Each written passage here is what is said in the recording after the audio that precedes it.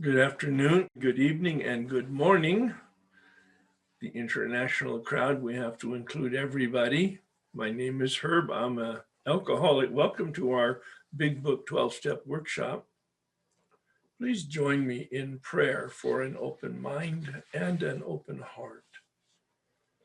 God, please set aside everything that I think I know about myself, my brokenness, the 12 steps in you, for an open mind and a new experience of myself, my brokenness, the 12 steps, and especially you.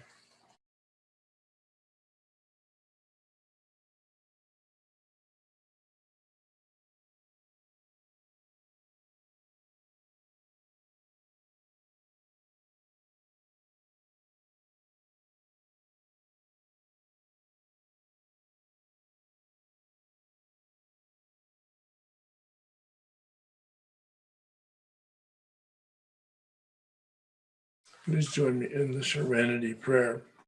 God, grant me the serenity to accept the things I cannot change, courage to change the things I can, and the wisdom to know the difference. This call is being recorded, as usual. So the material on pages 68 through 70 is the material I'd like to take a look at today. You've read it, you've highlighted it. He has an awful lot of rich material that prepares us, like he does with resentment and as he does with fear, to take another look at a very different instinct gone awry, to use the words from the 12 and 12, instincts gone awry. The three components of the step 4 inventory in terms of the major categories are resentment and fear and sex. But as I've repeatedly said to you, I go a bit broader based on Bill's lead in the 12 and 12 in step 4 to talk about three categories that are parallel but a little bit different, and that is the survival instincts at the biological level: fight, flight, and freeze.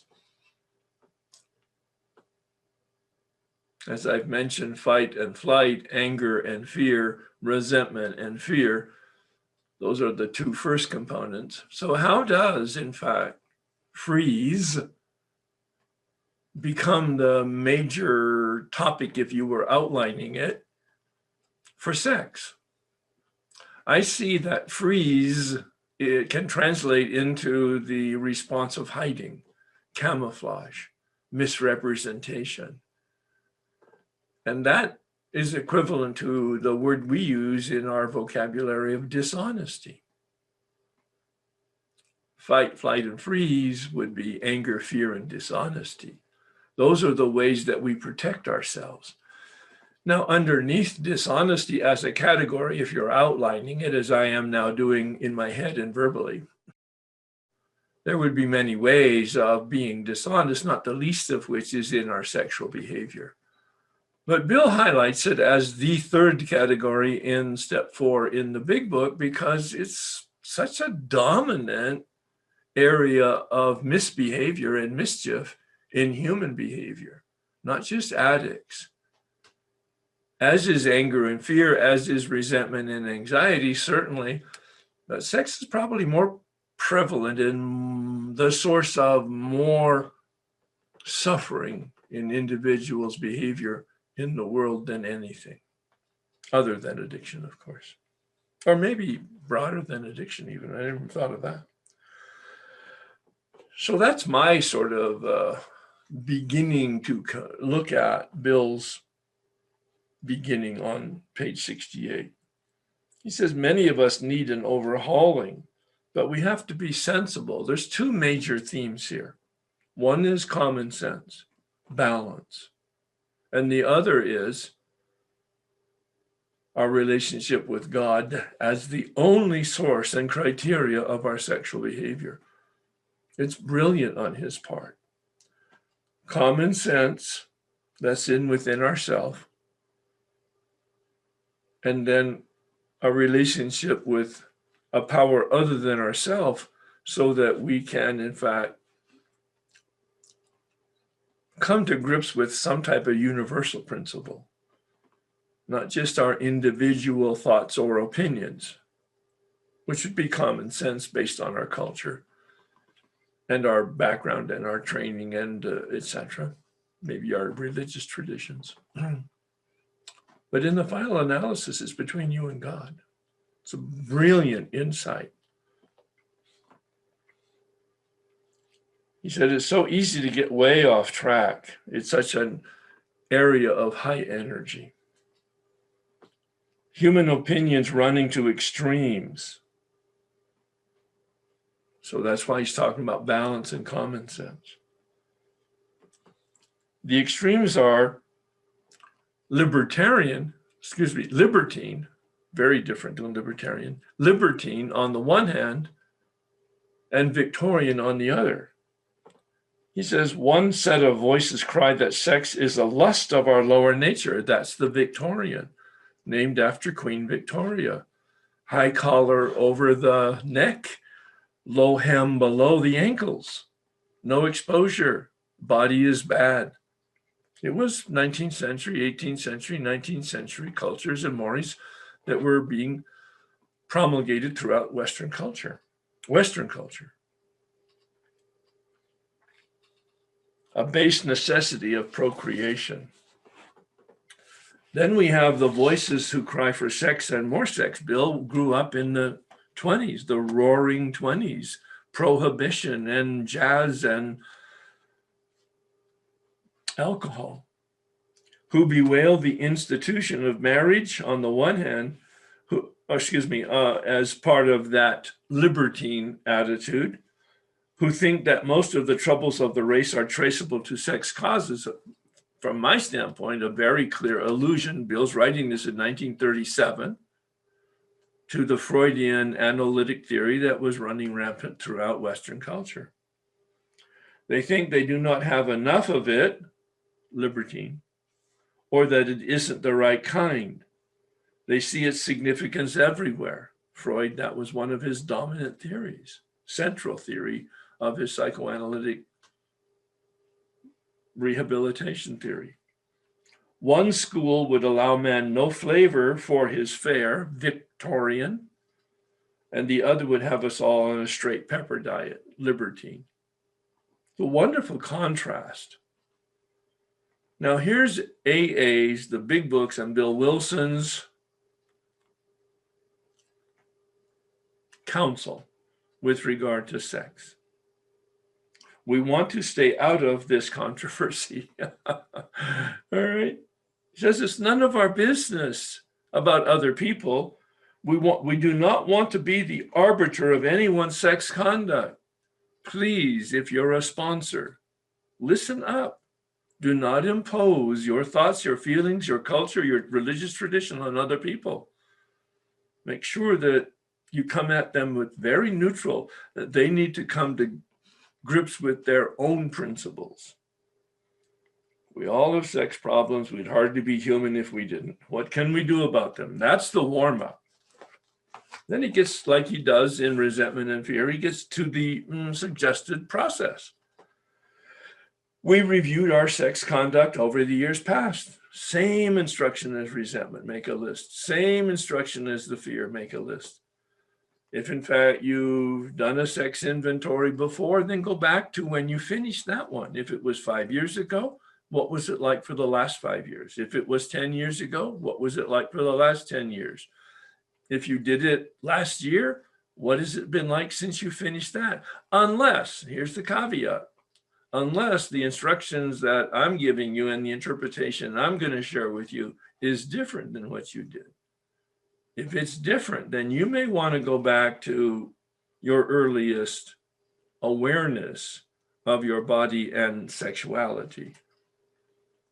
If you've never done a sex inventory, I recommend that. that you go back to your early consciousness and you just make a notice to your thoughts and your feelings, but mostly your behavior. This is about behavior. When you became conscious of your body and your sexuality and other people's body and sexuality, perhaps some homosexual behavior, some early childhood playing doctor, that kind of thing, exposure early to pornography and whatever else was going on. Be clear here that sexual abuse is not a category that falls under the sex inventory. That is your abuse. If you were abused as a child, as a young adult, a teenager, all right, that's a different category. I'm not sure exactly where it might fit for you, but you'll figure that out. But it doesn't fit here. This is about voluntary sexual behavior. Voluntary sexual behavior. As far as I'm concerned, that's my interpretation. It's also not about thoughts and feelings and fantasies. It's about behavior, and it's about actual sexual behavior, genital sexual behavior. Now, I've done a lot of work with people on the west side of Los Angeles, and there's an abundance of relationship 12-step programs, sex addiction 12-step programs. There's 3 or 4 of them, and each with their different protocols and their different definitions.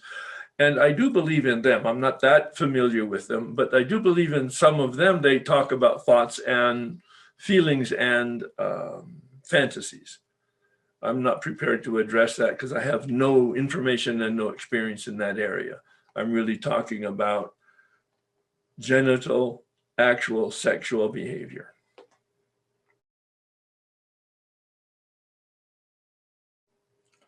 We do not want to be the arbiter of anyone's sex conduct. Please keep that in mind. There are no rules in the big book. Heterosexual, celibate, homosexual, monogamous, polygamous, we have no opinion, but you do. Each one of you has your own standards inside of you. And once you do some of this work, you unpack what you are conscious of or what you are not conscious of in terms of principles that you have or that you want to have. That's a pretty inclusive, comprehensive comment. I hope you heard all aspects of that. You might be conscious of them, you might not be conscious of them. But as you go through the inventory, you will develop an awareness of the principles you have, an awareness of the principles that you were not aware of, and or a commitment to and a decision about principles that you want to have because you believe that's a healthy principle for yourself.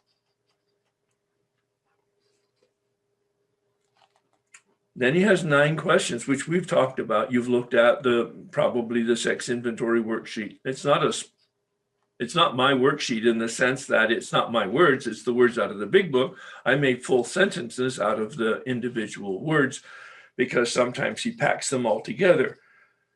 In the first question there, he has the 3 words: selfish, dishonest, or inconsiderate. I make separate sentences out of each of those.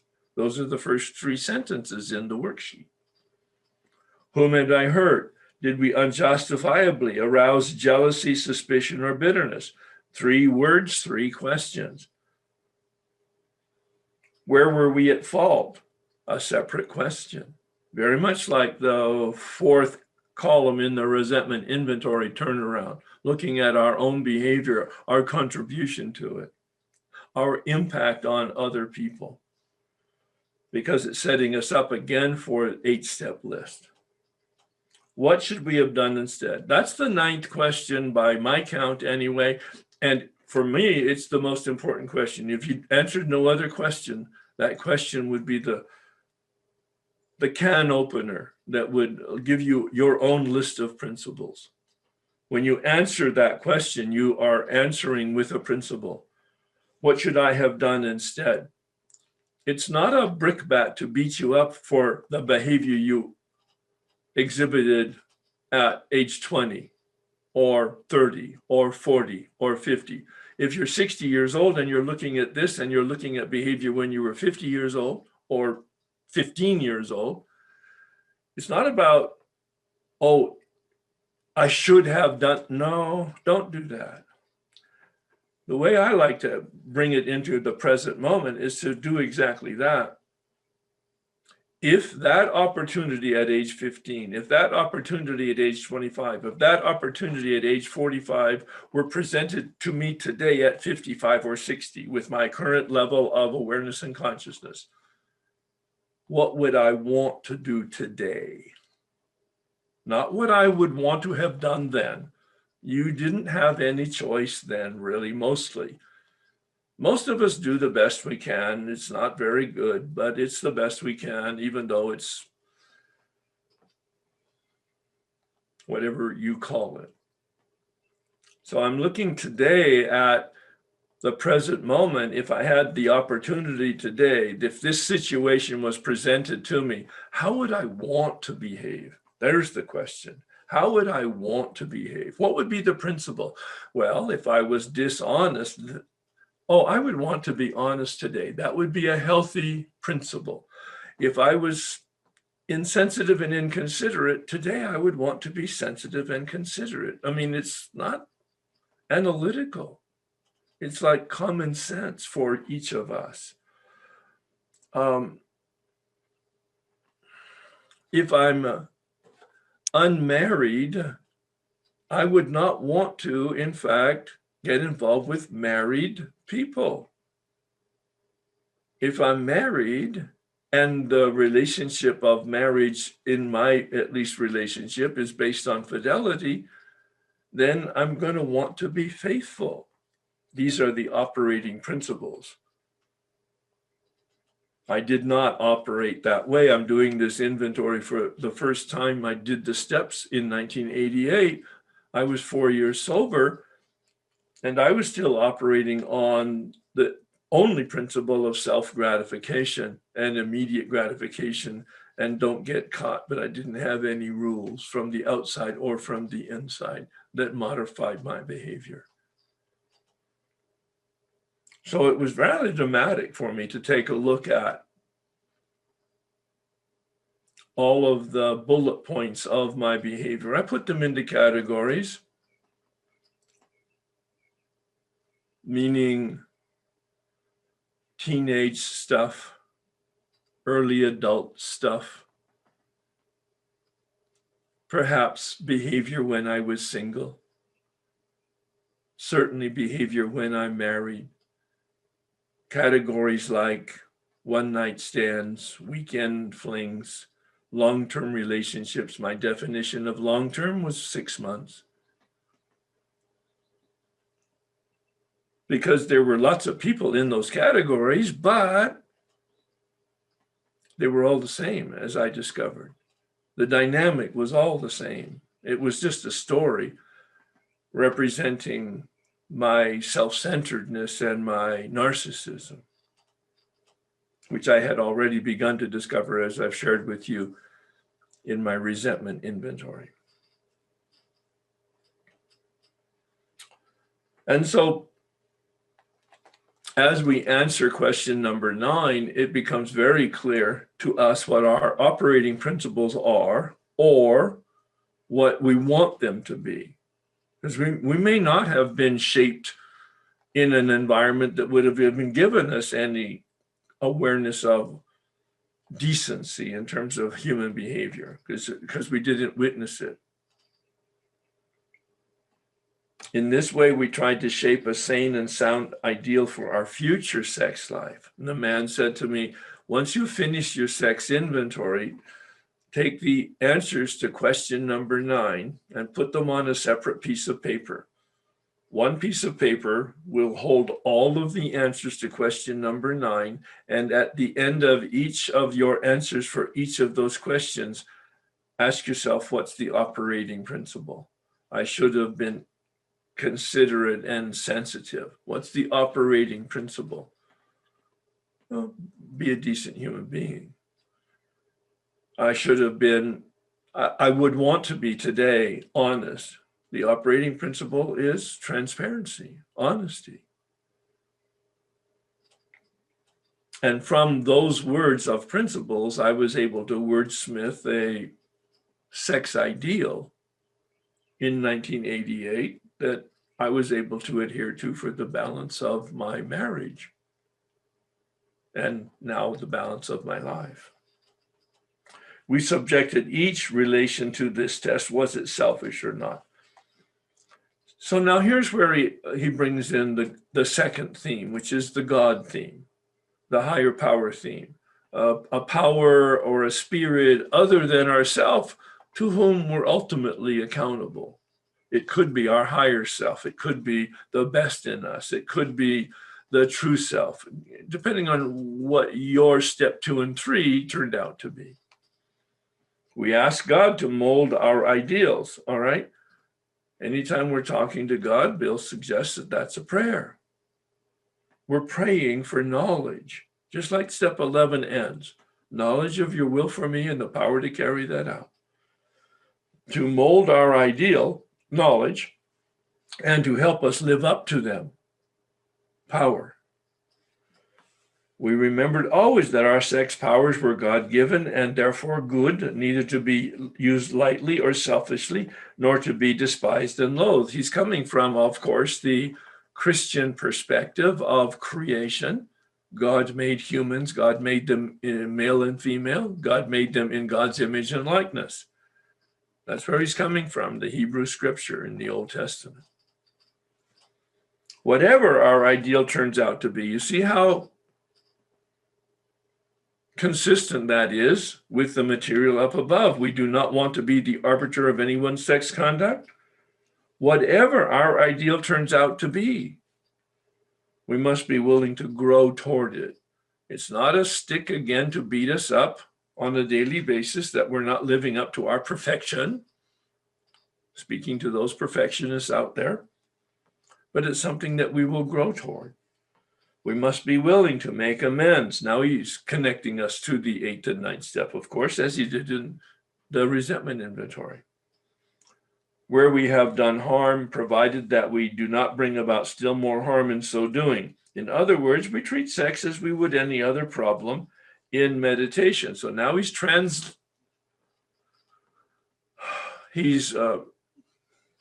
progressed from prayer to meditation. In meditation, we ask God what we should do about each specific matter, what behavior, in terms of righting the wrongs, perhaps relating to the 8th step and the 9th step process. The right answers will come if we want it. Now he's going to stay with this theme of the God relationship, really hammering it home. God alone can judge our sex situation. Sponsors, listen up.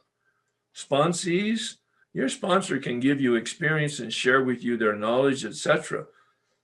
But they're not your parent, and they're not your judge, jury, and executioner with regard to your behavior.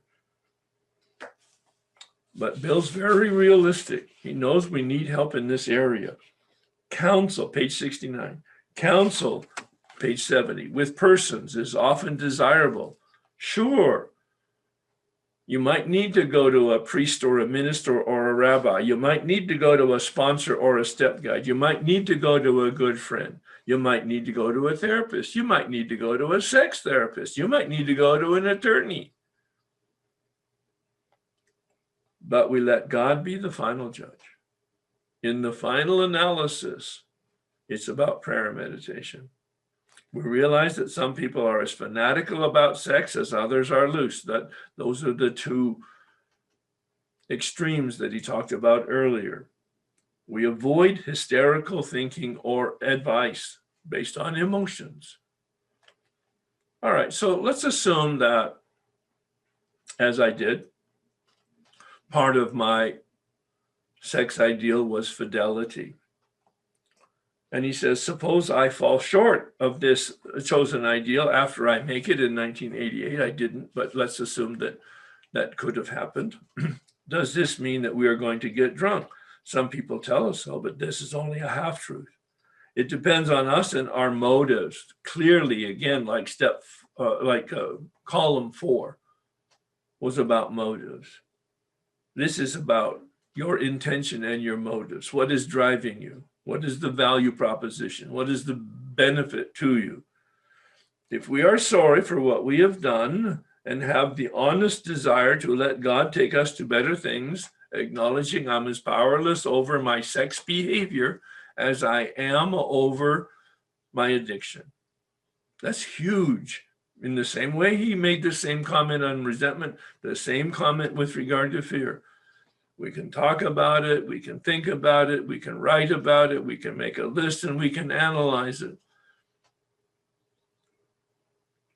But we, in the final analysis, are as powerless over our instincts as we are over alcohol. We believe we will be forgiven and will have learned our lesson. Now, here's the warning that this man gave to me, that he said to me, Herb, you either need to stop the behavior or you need to get divorced if you're going to stay sober. Here's the book, page 70. If we are not sorry and our conduct continues to harm others, we are quite sure to drink. We are not theorizing. These are facts out of our experience. He said, if you don't operate on the principles that you've just displayed in your inventory, you will lose your sobriety eventually. To sum up about sex, we earnestly pray for the right ideal, for guidance in each questionable situation, for sanity. Again, that's that balance, that's that healthy thinking that we saw in his definition on page 37. And for the strength to do the right thing, not only for the knowledge, but the power. Again, the book is very consistent. It has wonderful internal integrity. Bill is coming from an understanding of human nature and from the general principles that guide human nature consistently throughout the book. If sex is very troublesome, we throw ourselves the harder into helping others. We think of their needs and work for them. Well, why is that? Because as resentment is about self-centeredness, fear is about self-centeredness, sex is about self-centeredness. That's the root of all of the trouble, he said on page 62. Well, if the problem is self-centeredness, then the antidote is other-centeredness. It's wonderfully straightforward. That's the turning that is being accomplished here. Not in the sense of the codependent other-centered, that's unhealthy, but in the sense of taking care of yourself and then being aware of helping other people take care of themselves. We think of their needs and work for them. This takes us out of ourselves. It quiets the imperious urge when to yield would be heartache.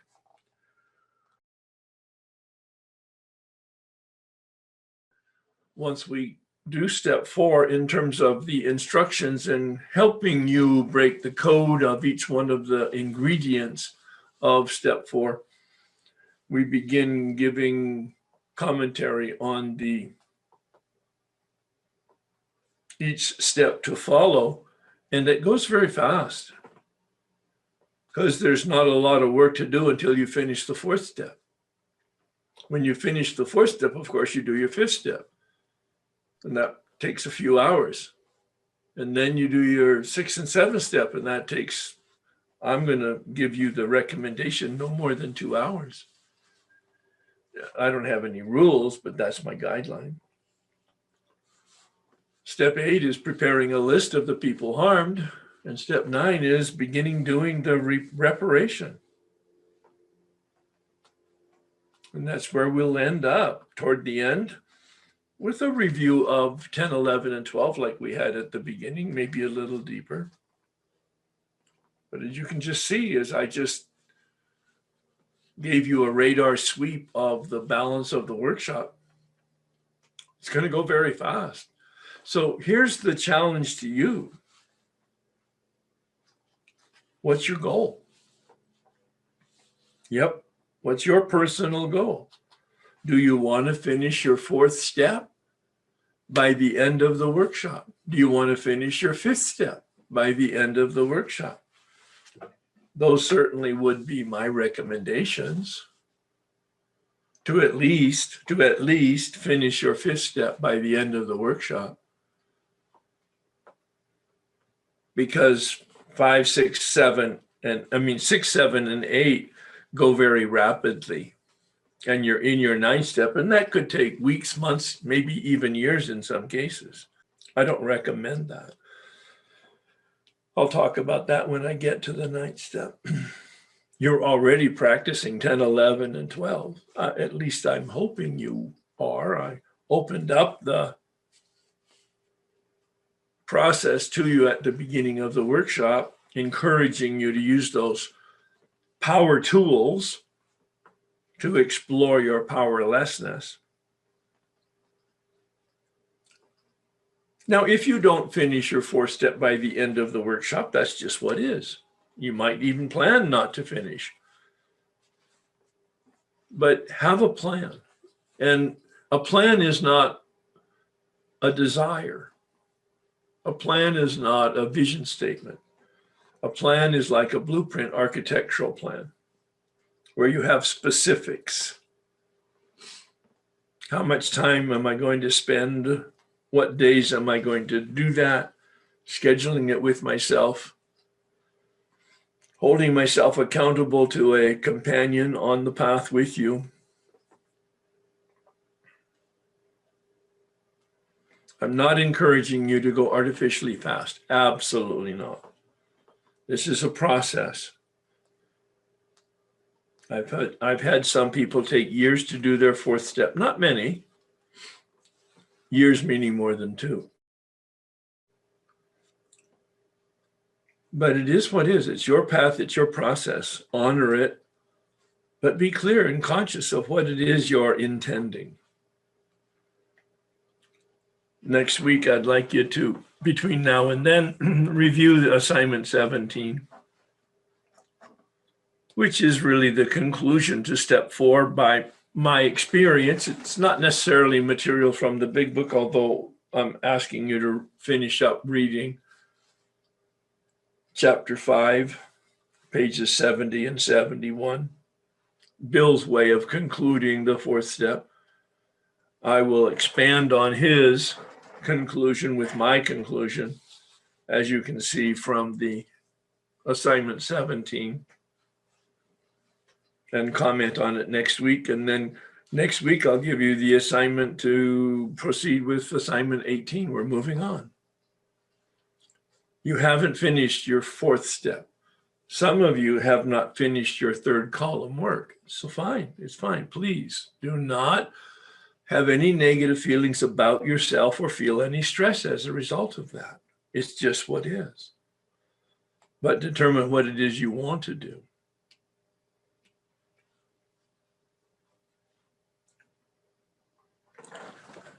The sex inventory I reviewed last time was to make a list. I commented on the suggestions from the big book, and I observed that once you finish a particular questionnaire, the worksheet, there's 9 questions, the 9th one being the most important. You could, at the time you finish the workshop, because you're in it, look at question number 9 and establish the principle. Or my personal experience was that after I finished answering all of the questions on all of the entries to my sex inventory, this man had me take question number 9 on each of the worksheets and put the answer on a separate piece of paper. The specific answer to question number 9 from each of the worksheets on a single piece of paper, 8 by 11.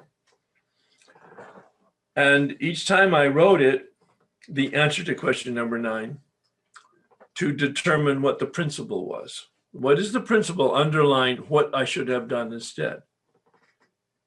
Maybe it was honesty, maybe it was fidelity, maybe it was consideration, maybe it was sensitivity.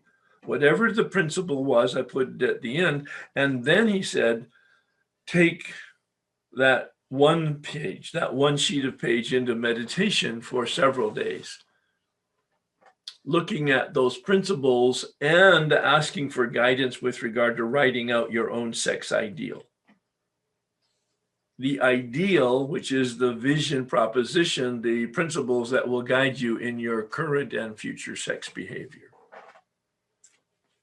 Was life-changing. I had some principles that I was conscious of. I had many principles that I wasn't conscious that, in fact, I even had or had ever operated on, but I was very clear that that's what I wanted. I wanted to be a decent human being. I wanted to be a moral man, moral, having values, having integrity. And so I looked at those answers to question number 9, and I was able to craft a sex ideal.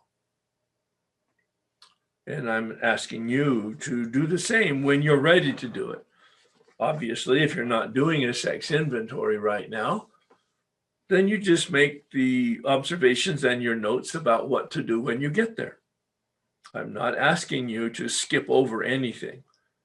You might want to, but I'm not asking you to.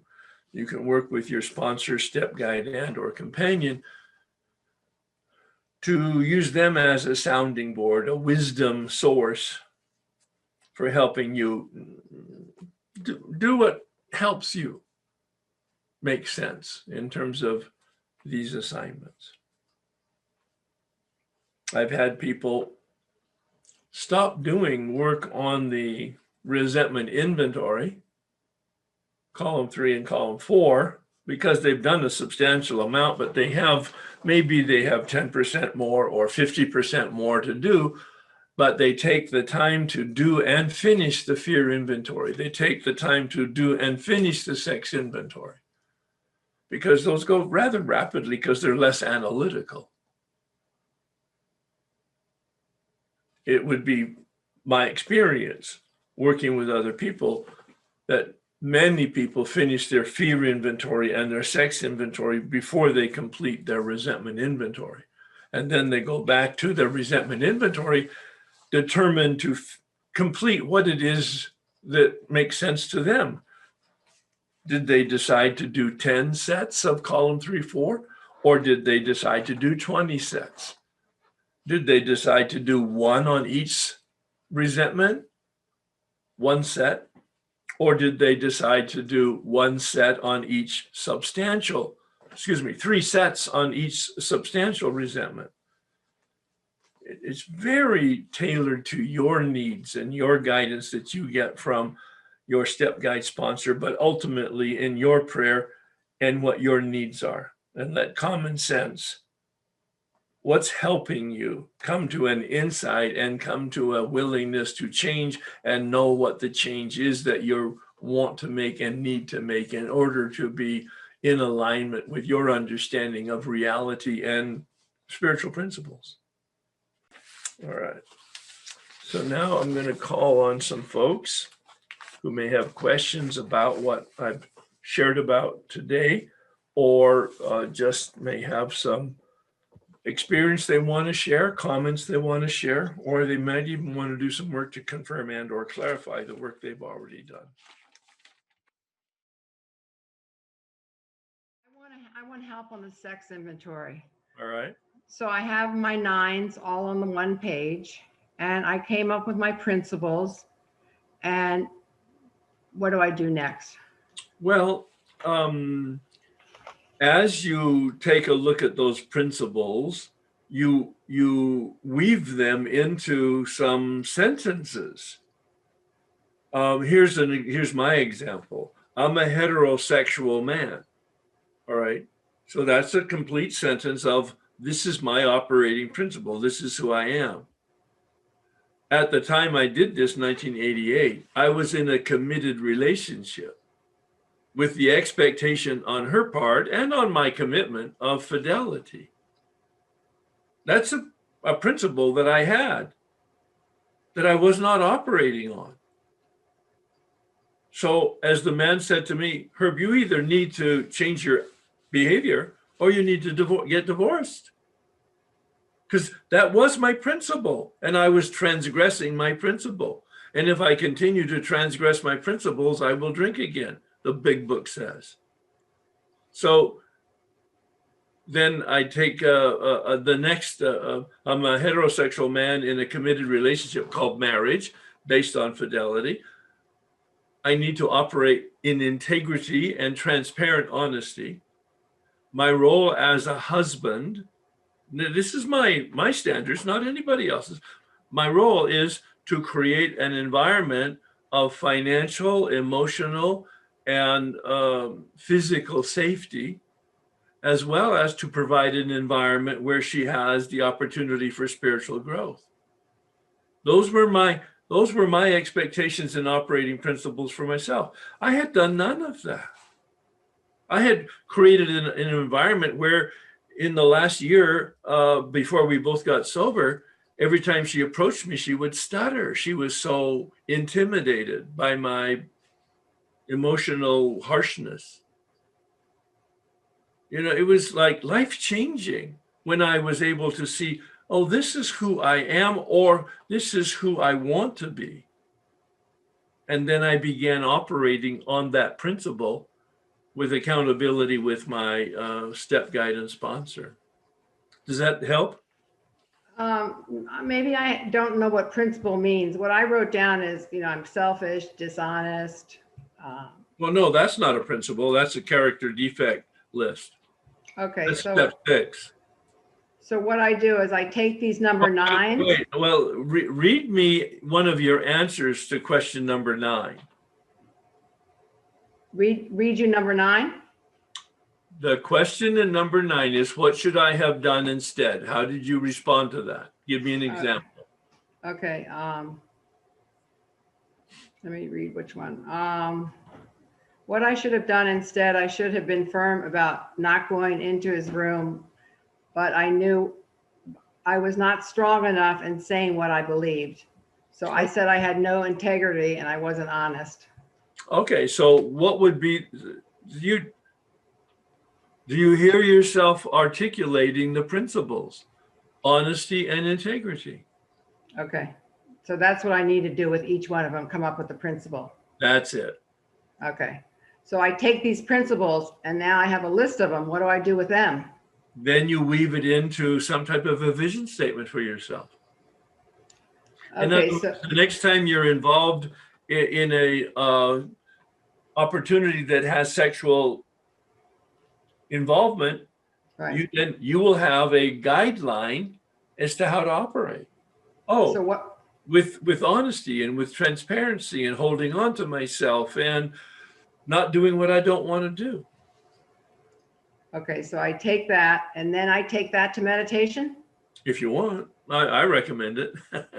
No, it's a great idea. Yeah. And then do I do anything after that? Is that? Well, you write it out as a vision statement for yourself. And Right. that, depending on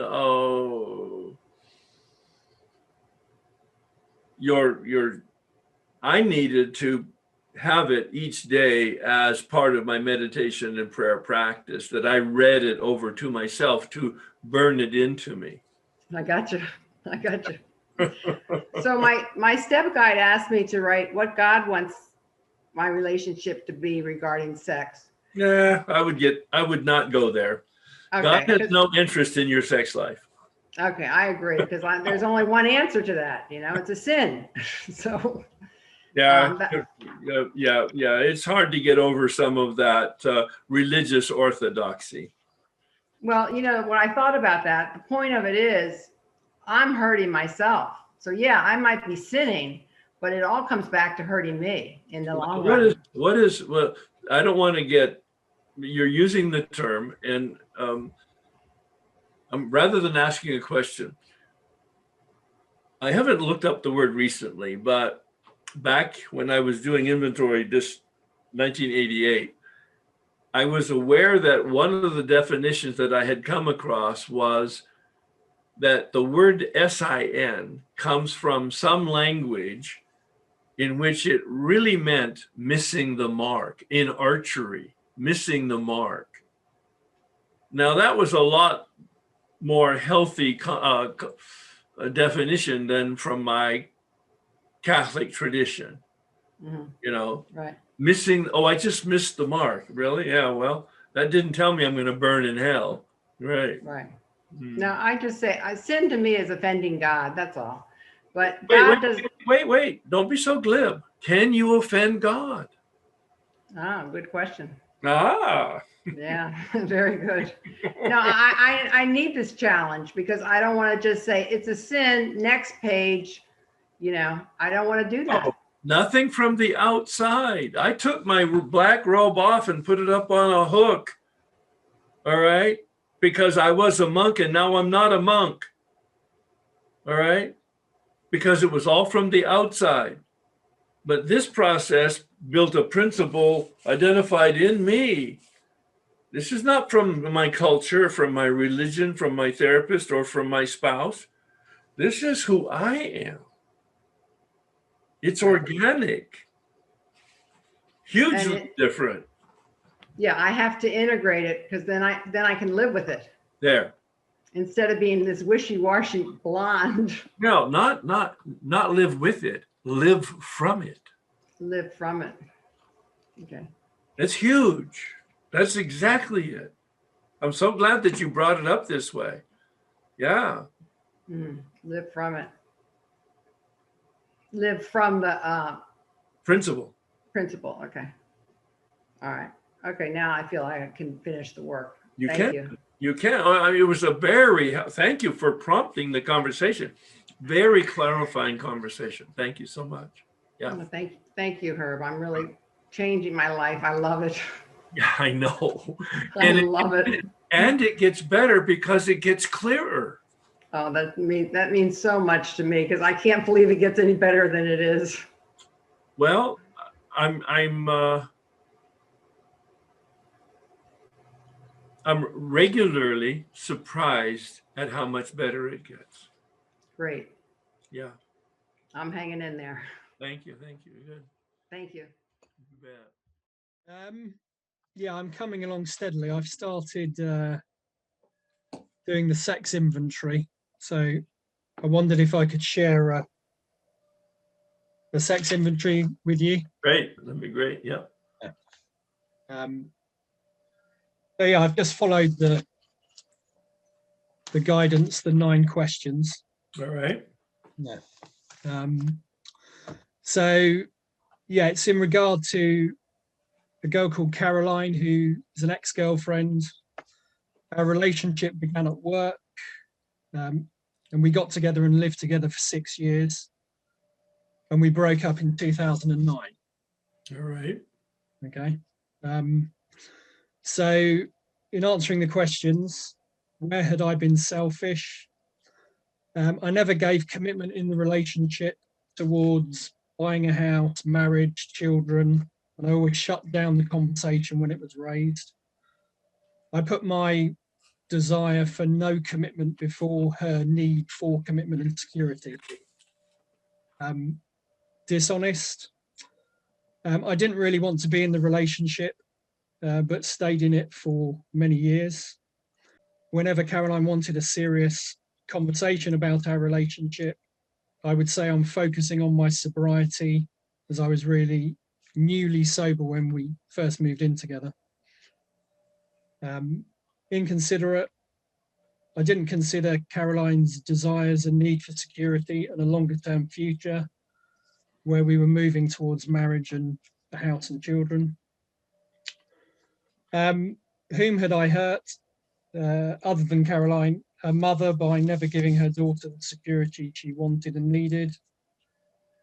I mean, I hurt myself by staying in a relationship I wanted to leave. Did I arouse jealousy? Yes, by my infidelities before we moved in together, by flirting with other women in front of her, including her sister, by using pornography, which she caught me doing, was very upset. although this wasn't a relationship infidelity, I used to go out with my friends a lot, leaving her on her own. Did I arouse suspicion? Yes. Caroline didn't trust me or feel secure with me. I didn't communicate how I was feeling, leaving her uncertain what was going on. Did I arouse bitterness? Yes. I took up 6 years of her life where I never gave her the clarity and security she wanted. I kind of expected her to put up with me, and we did not have a sex life for most of the relationship. I withdrew and used pornography instead. Where was I at fault? I was dishonest as I admitted to tell her that I wasn't committed to the relationship. I was unfaithful to her. I used pornography instead of having a sex life with her. I left her feeling jealous and insecure and affected her peace of mind. And then what should I have done instead? I kind of wrote, I should have been honest with Caroline and brought the relationship to an end in a kind and loving way much earlier, instead of allowing it to go on for 6 years, leaving her bitter, insecure, and jealous. Should have been considerate of her feelings and had the courage to be honest with her.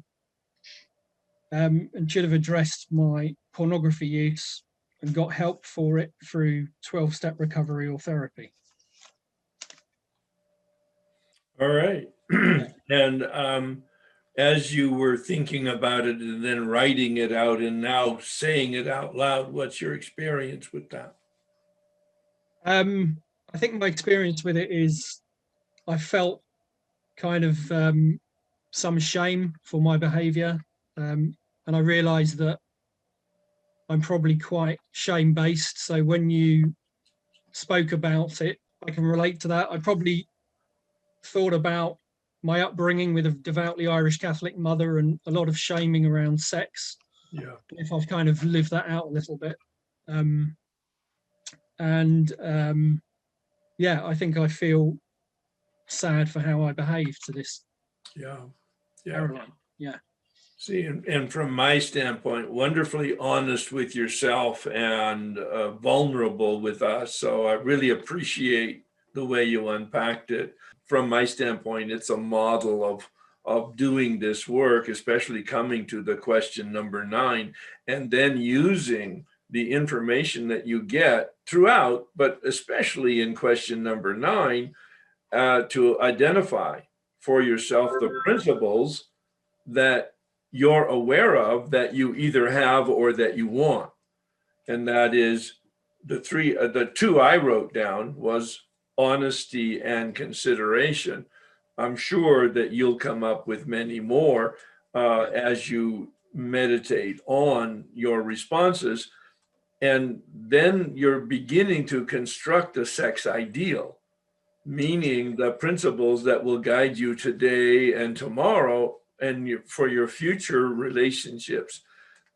You'll be asking yourself, am I being honest enough? Am I considering their feelings, their needs, their expectations? Not that you're going to be the white knight that fulfills their Prince Charming mythology. No, I don't mean that at all. I think you know that I mean in a healthy way, that you're at least aware of what it is they want, and you have conversations with them in terms of what they're expecting in a relationship. It's kind of basic, but the men I know and myself are clueless, quite frankly. Yeah, and so it's not a surprise, and I'm not cutting you any slack, but it kind of goes with the gender. Yeah. At least my exposure and experience. Yeah, until you get some conscience and consciousness, as we're doing in the program. Yeah. And then to identify whether or not you have a pornography addiction. It may be just an unhealthy habit masking your unwillingness to have an open relationship. It might not be an addiction at all, but you'll sort that out by exploring it. So that's a good thing too. Yeah. And so the real key here is to do this kind of unpacking with more than one of your relationships. And take a look at one night stands, take a look at weekend involvements, take a look at whatever the groupings are to get underneath it to answer these questions in question number 9, to just challenge yourself. So how should I be behaving? The big book, the 12-step fellowship, the culture has no opinion, but you do. It was very clear from the way you answered every question. You clearly have some opinions about your behavior. Then you have to hold it up and go, is this healthy, or is this coming from my Irish mother? Yeah. You know, just like you said. And then even if it does come from your Irish mother, is it the truth or is it unhealthy? And what do I want in terms of my own operating principles? Yeah, that's very helpful, Herb. Thank you. Well, you did a great job. Anything else? No, I mean, in terms of going through my sexual history, so you were talking about grouping. So is that something you could do rather than necessarily every relationship? Just Oh, I did that. Absolutely. Yeah. Yeah. One night stands, bar pickups, weekend involvements, relationships at work. Because once I did 1 or 2 in a particular genre, the dynamic was the same. The names and faces and circumstances changed, but the dynamic and answer to the questions was absolutely the same. That's great. And so mostly if it's short term, that's a genre, if I say a category. Or if it's long term, and you define what long term means. For me, long term was like over a month of activity. Yeah? That's helpful. Yeah. Thank you, Herb. Yeah, you're welcome. Thanks very much. I started working on the sex inventory, and I'd like to see if you can help me pick at it, because I live in my head, and my sponsor always says to me, "You got to journey from this head to your heart." All right. Let's see what you did. Okay, so the first thing that came up when I was just generally looking at previous relationships is that I see 2 themes. If someone doesn't like me, I fight, I pursue, I want to prove to them that I'm good enough. I think that I like it because it's fiction and imaginary, and I'm in control somehow and powerful. The other opposite is that if someone likes me, I freeze. I think that they're nuts, probably, for thinking that I'm good enough. I think I'm scared of reality, and I think it feels out of my control.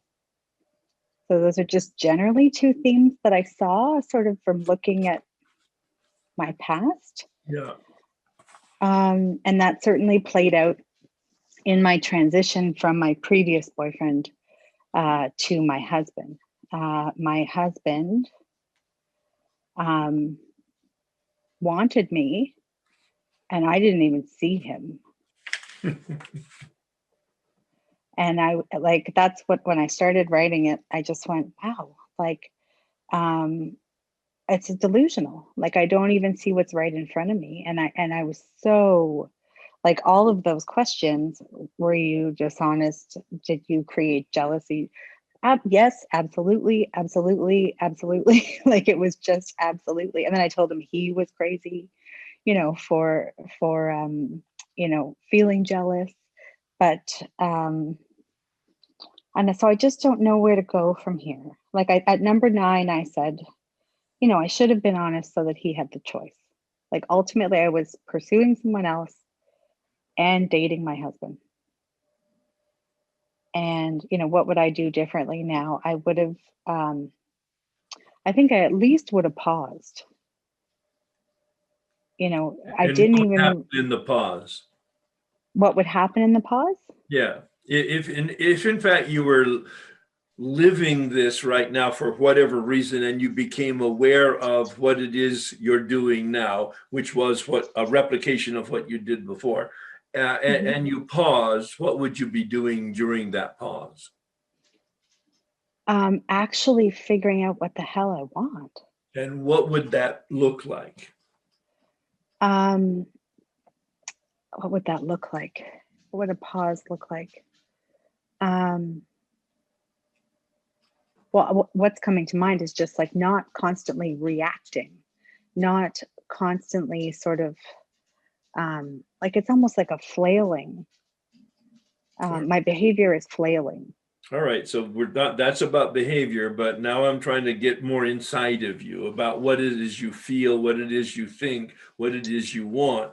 You are dating, as I'm hearing the scenario that you're reviewing, you're dating your future husband on a regular basis. I'm assuming he thinks it's a committed relationship. Right. That's And where the dishonesty came in. and Oh, and he's just a friend, all that. you don't in your heart think yet you're in a committed relationship with your husband, so you have this other flirty thing going on with somebody else. Right. All right, so Right. with your current consciousness, and you pause in that very dynamic, what would be the healthy thing for you?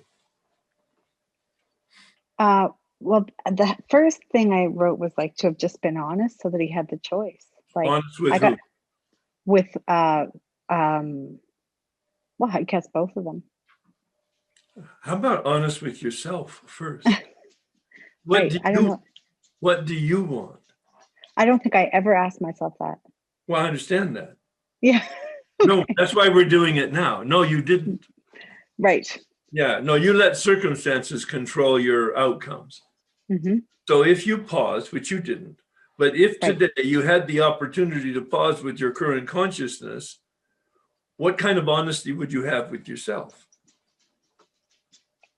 If I could redo, or if I was doing it now? If you were doing it now. No, you can't redo. I can't redo. Let's Okay. not be silly. Yeah, let's not go Right. into fantasy. We can't Got change it. anything, but we can create a scenario where we're reconstructing the scenario and going, if I were the healthy, conscious person I am today, I would have the ability to pause. And what would I do in that pause in terms of my own thoughts and feelings? If I were to pause and sit with my own thoughts and feelings, I would hope, that I could figure out what I wanted.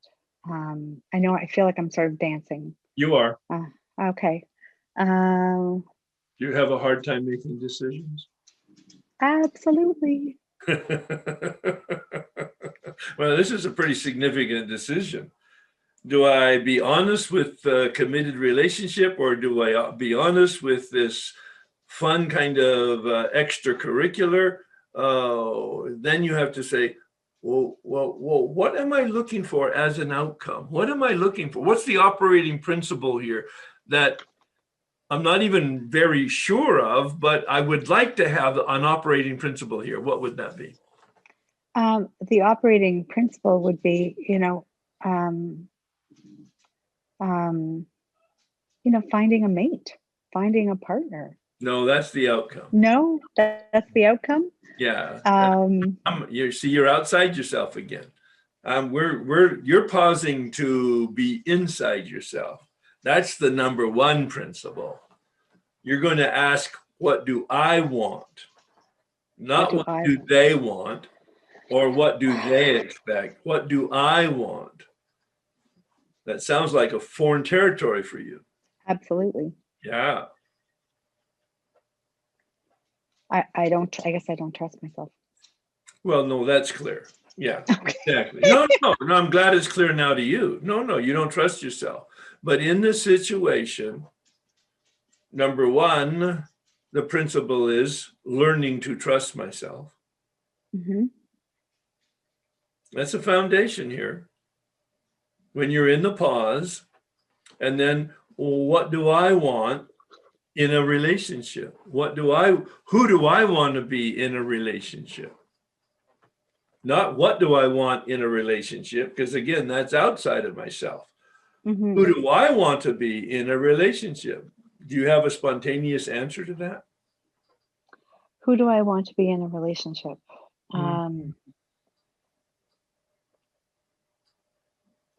It sounds so circular, but I just want to be true to to myself. What would that look like? Doing the right thing. What would that look like? You've got lots of these external shoulds on your plate. What would that look like?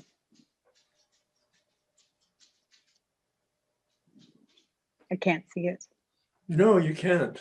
Yeah, no. So there's your work right there, is to come up with the principle inside of me that monitors and gives me and is the source of my thinking and feeling. Not outside of me, but inside of me. And that's really the benefit of the question number 9. That's really the benefit of doing and unpacking other relationships that you've had, to ask these questions and then confront yourself, not from the outside criteria, but from the inside criteria, and try to surface, well, I don't appear to have any type of conscious principle. Well, what would be a healthy principle that I would want to adopt if I were conscious of it? I Yeah. need about 100 questions to keep keep going. Maybe I'll sit with it and talk to my sponsor about it. Well, hold off on talking to your sponsor, because that's just another outside source. You're looking for somebody to feed you.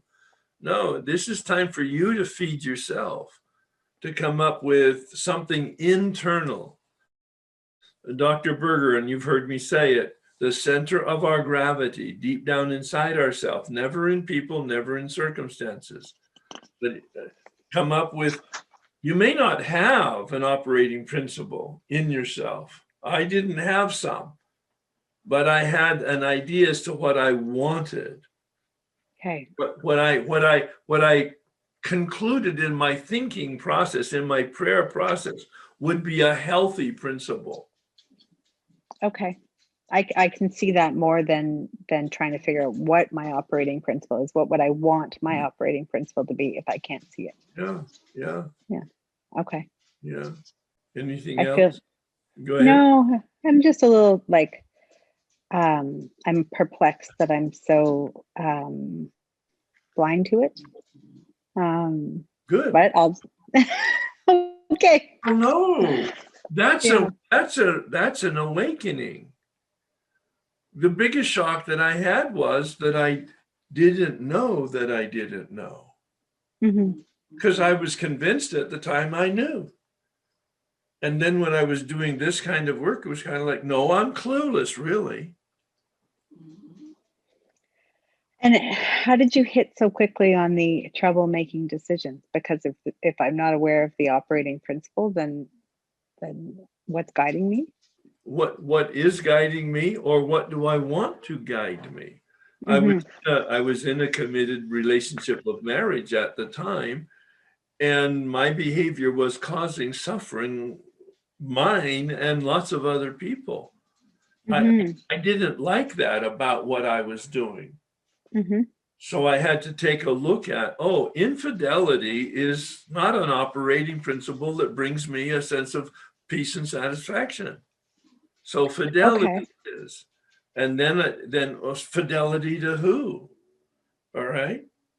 So maybe the things that disturb me, I I can find the opposite of. I think you just broke the code. Okay. That would be a wonderful way to start. In fact, you could literally do that on a spontaneous piece of paper, the things that disturb me, and do kind of a list, and then pick out the opposite and see if it resonates with you. Great. See how you do with the thinking. You're quite capable of a pause and to come up with stuff for yourself. Perfect. I will try that. Thank you. All right. Keep us informed as to how it works. All right. How disturbed I am. Okay. Will do. Maybe. Yeah. Yeah. Thanks so much. Thanks, Herb. I've been feeling a little bit overwhelmed and nervous about not getting done my columns 3 and 4. Oh my God, we're already on the fear inventory, and oh no, now it's the sex inventory. And I just think I need to take a breath. And I'm finished my column 3 and 4, but I still am going over it with my step sponsor. And I've done a free dump of my fear inventory, my fears, but I haven't marked them out onto the sheet yet.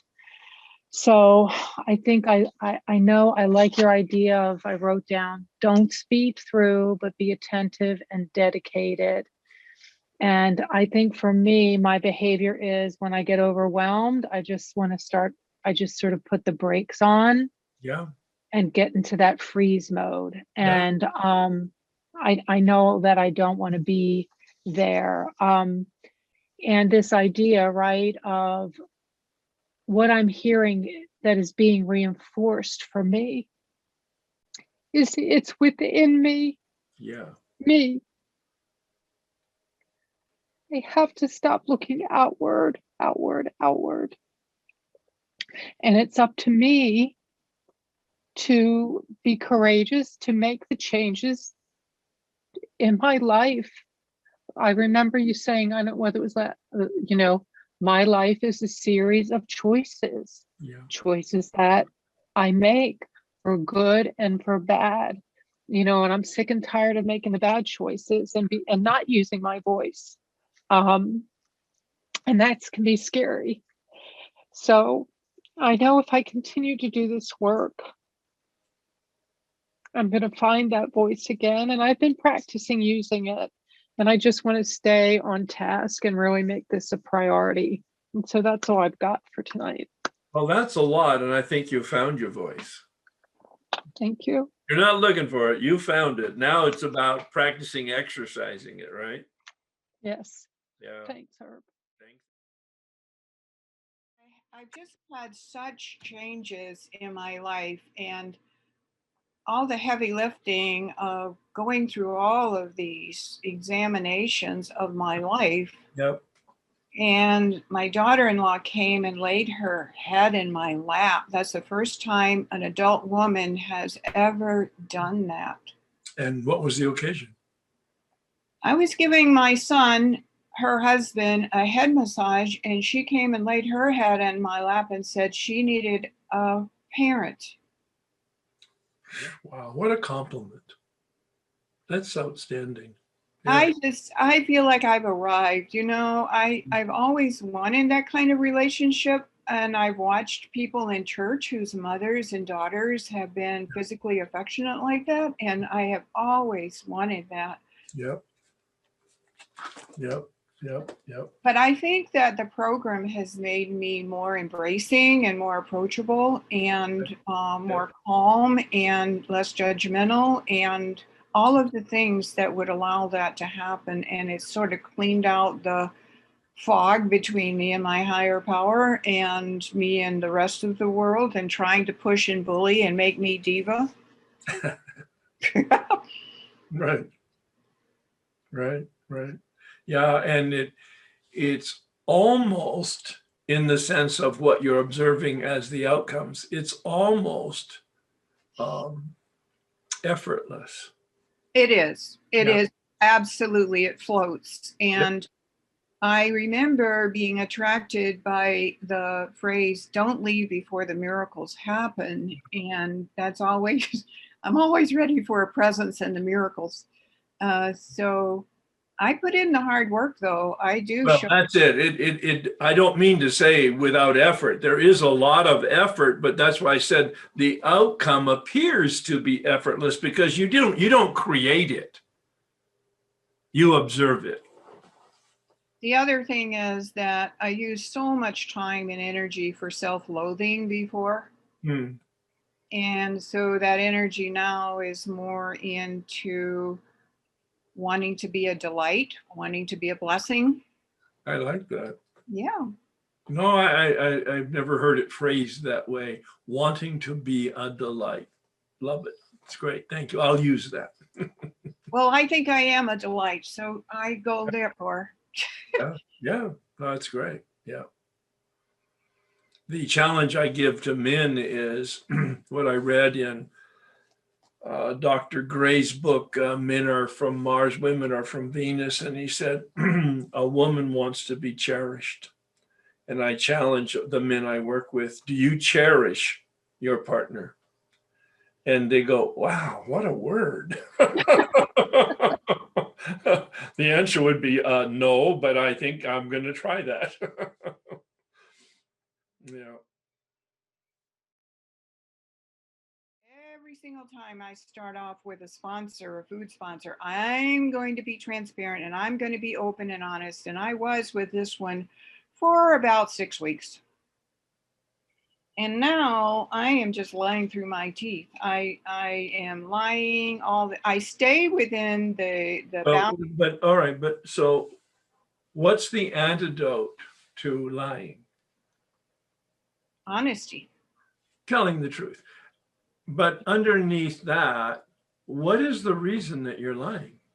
What is the reason that you're misrepresenting yourself? Because I don't want to have to do what she says. Well, you don't have to. Well, that's why I lie. No. Why don't you tell her the truth that you're not going to do what she tells you to do, but you do like talking to her? Whoa. That's way too adult for me. Yeah, that's really a stretch. No, she might say, I don't want to talk to you if you're not going to take my direction. And I mean, you're taking a risk that she will not take your calls. Well, and there's the other thing. Abandonment's a huge, big issue of mine. I mean, authority figures and abandonment are just a bitch in my life. Well, then the alternative is to tell the truth. You just say that so easy, you know, that's like. Well, but it is easy. No, you're making it all up. It is easy. You won't get what you quote want if you tell the truth. You will get reality. Well, last time I told her the truth, she said, you're lying to God. And I went to bed for 3 days and thought of suicide. And so. That's a bit of a dramatic overreaction. Well, I can't help it. That's what I came up with. No, you can help it. What are you talking about? Give me a break. Well, I told her, I came back and talked to you and you said, you need to tell people what you want out of relationship. Yes. And something else. I can't remember what it was, but I told her that. And I told her my reaction. And I could tell her that. I can tell her that I really like talking to her. And the other thing is she's on the opposite end of the political spectrum than I am. So then don't talk politics. Well, she weaves it in and she tells me I need an open mind. Well, you tell her that your mind is what your mind is and it's none of her business.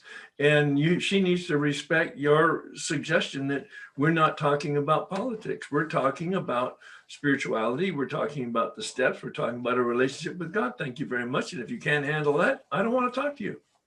Oh, you know, that sounds like master's degree, PhD in 12 steps right there. I'm on the kindergarten.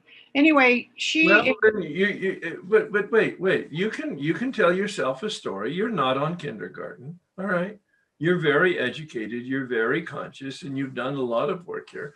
And you can live in fantasy or you can live in reality. There will be consequences to both. So that's it. Yeah.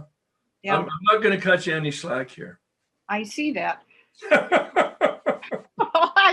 I just got something from my Sacred Sisters, a reading about honesty and how every little lie is a crack in the foundation. And I just, the people pleasing and the hyper vigilance are such habits with me. And the other thing that she does is to talk religion to me just so much. And I've led her on to believe that, I'm a Bible thumping person too, but I'm not. And so I'd like her to. That has no place in the conversation between 12-step people.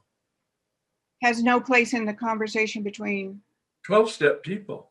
Religion I know. It's an outside issue. It is. You're welcome to talk to people about that if that's what you want to do, but I would not tolerate that with a sponsor. See, I put up with way too much. I just Well, don't. but you said right in the beginning, and you talked about it in a general, vague sense, but you said something about self-worth and et cetera, et cetera. And of course, that's the issue here, isn't it? Yeah, I've been a fake. I've been a fraud. I've led her on to believe that, oh, she asked me how many times I read the Bible a day, and I lied. I told her, oh, All you right. know, All right. So yeah, yes. And there's going to be now lots of stories around this, and it's not about story. You're either going to tell the truth or you're not. And it's not to be discussed. We don't have to discuss it. Well, it would be such freedom, I do believe, and it would be a step in the direction of maturity, and it would be Yeah. a step in the direction of change. And that's what I wanted to get a nudge for tonight. Yeah.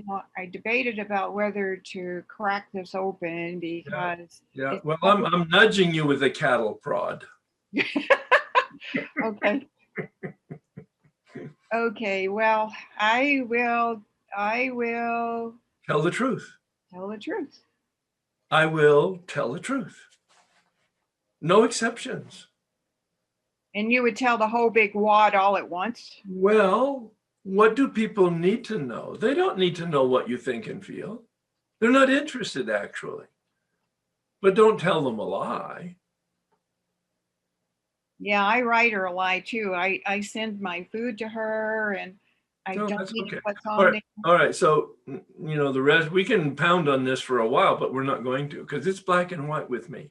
there. Okay. The book on page 58 talks about rigorous honesty. I wonder what that means. Maybe it means rigorous honesty.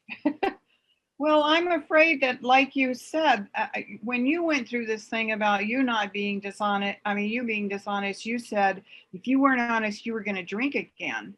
And it's been so hard getting, and you also said that abstinence is grace. And I've been given this, and I do not want to mess with it. I do not. So I feel like this is part of the essential formula, but this feels like going through an electric fence. I'm telling you, it is. I hate to be dramatic, but it just. No.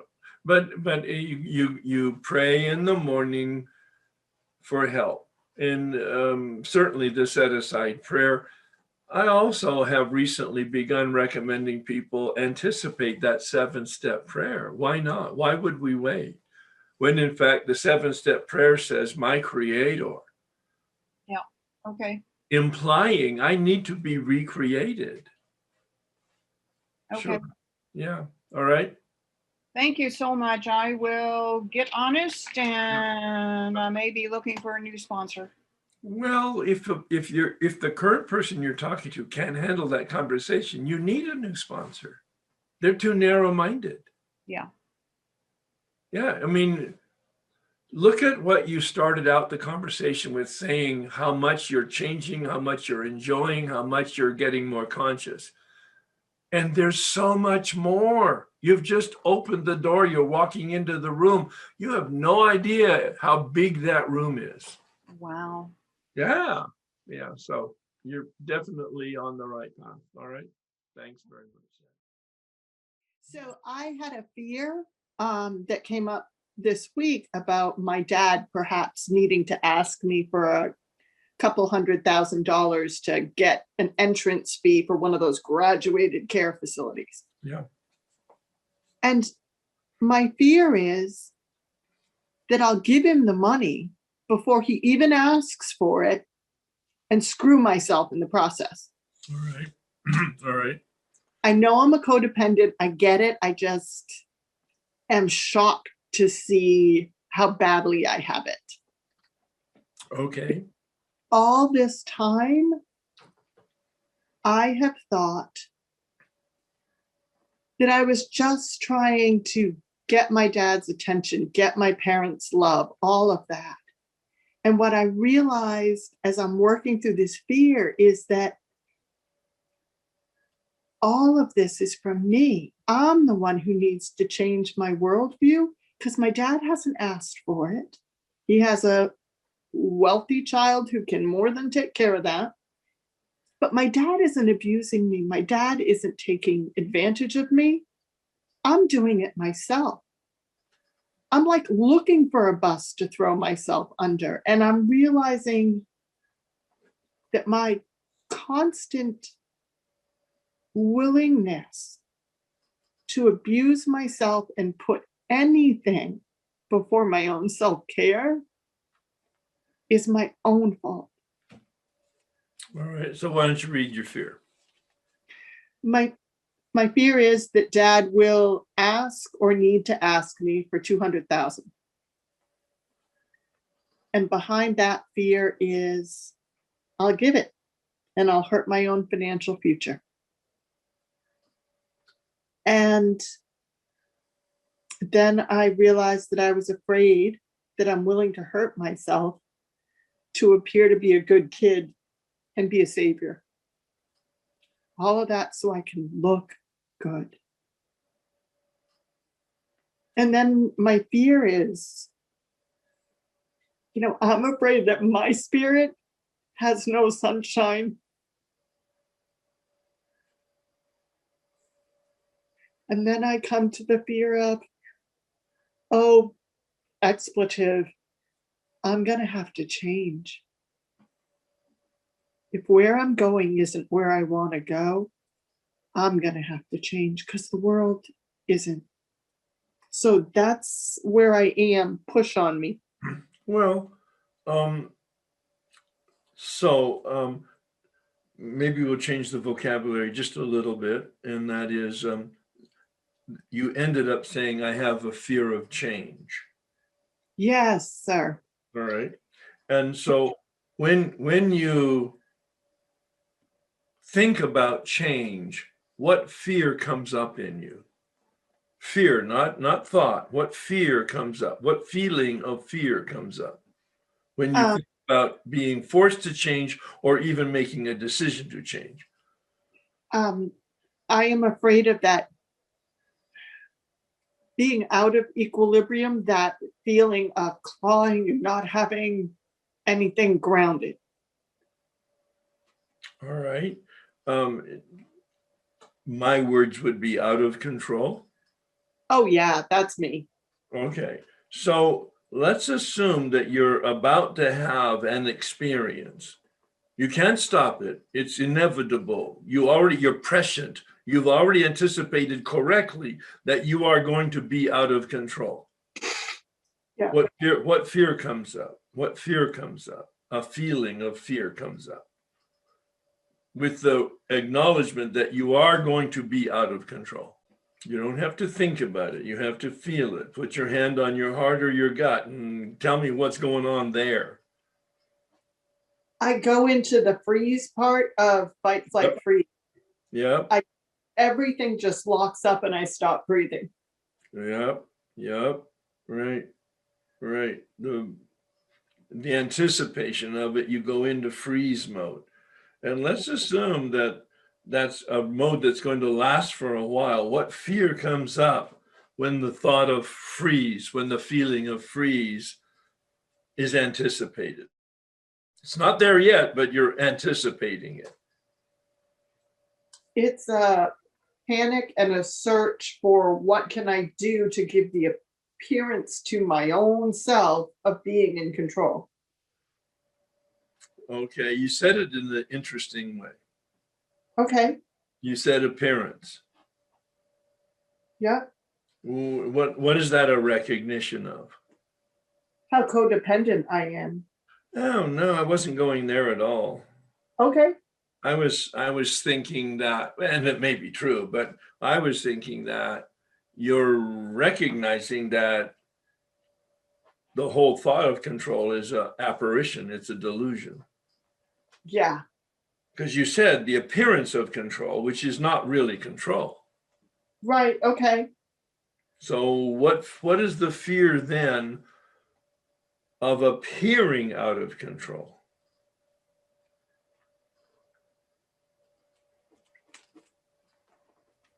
Fear, not thought. What is the feeling if people see that I'm out of control? they will know that I'm not perfect and they'll walk away. All right. Let's assume they really, with Superman's intuitive vision, penetrating vision, are able to read your mind and your soul, and they see that you're not perfect, that you're just a human being with assets and deficiencies. And oh my God, how many deficiencies? What if that happens? What is your feeling if they see you're lacking?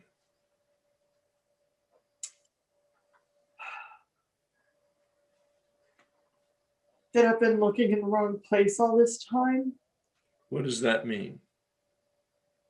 It means for the friends that I've been brave enough to share that with,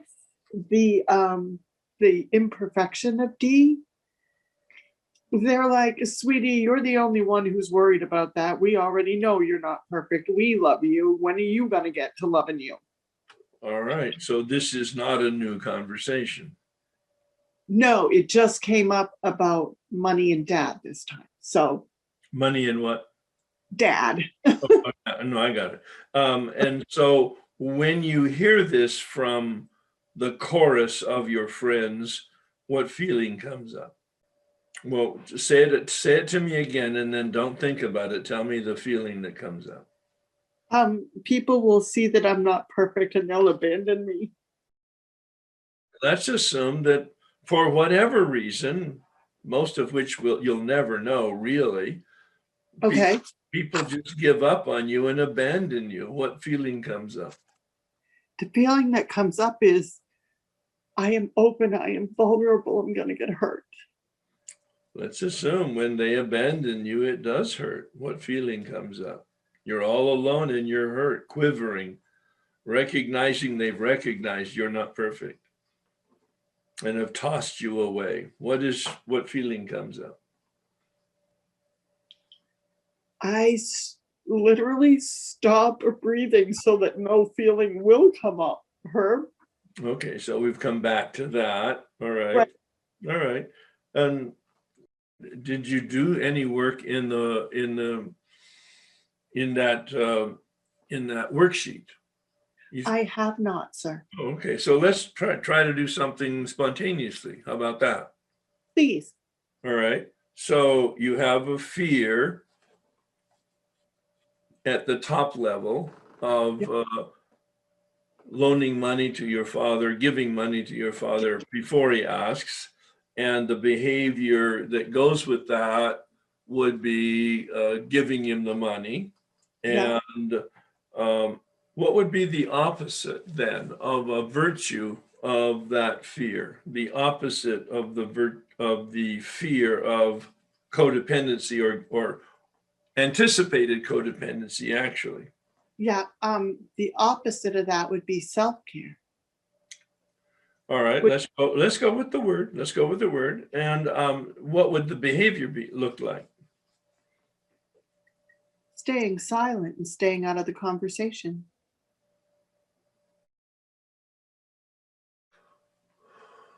Okay. All right. All right. Let's there's no right or wrong answer here. Let's go back to it. Your fear is giving the money actually behaviorally before it's asked. What would be a different virtue? Do you mean to wait to see if I am asked? Well, that would be the same as the prior one, self-care being silent. Okay. So, yeah, so no. Would the opposite be to be proactive and to say to dad, I understand you may have a need coming up. I am not the right place to look for that amount of money. And so you've already come to that conclusion. Right. Oh, I had the conclusion that you felt a responsibility and you had the resources. I feel a responsibility. I have the resources, but But you don't want to do that. If I do that, I take away a No, good. no. Let's not I will- complicate it. I will tie my own hands. I will shut up. Let's not complicate it. You have the resources, but you don't want to do that. That would put you in Yes. a, all right. And Yeah, I so, don't want yeah, that's an alternative, is proactively having a conversation with him saying, I know there's a financial difficulty here. I really apologize. I'm not in a position to support you. How can I help you find resources? Okay. In other words, face the elephant in the room rather Okay. than sitting in quiver, wondering if he's going to ask or whether you're going to give it on a spontaneous basis. Right. Yeah. See, the the worksheet is not coming out of the big book. It's coming out of my own experience with the turnaround in column 3 and column 4. And so when I just unpacked fear, it was interesting. It just wasn't satisfactory because although I found out the exact nature of the fear, it didn't tell me, now what do I do? And so Okay. that worksheet brings me to a turnaround, which is a solution. Okay. Did that work for you? Yes. All right. Yeah. He will need to talk to his to another of my siblings who. Well, you don't have to tell him what to do. Hello. Oh God, Herb. But see where you went? Of course, it's me. Yeah, well, this is something, however, that you've already said that you want to change. You're afraid of Yeah. change, but you do want to change. So you're willing to go through the angst of the change. Yes. All right. Thank you. Yeah, you're welcome. I mean, you did some wonderful spontaneous work here. Thank you so much. All right, everybody. Wonderful work today. Let's pray the Serenity Prayer for harmony, for wisdom. God, grant me the serenity to accept the things I cannot change, courage to change the things I can, and wisdom to know the difference. Thanks, everybody.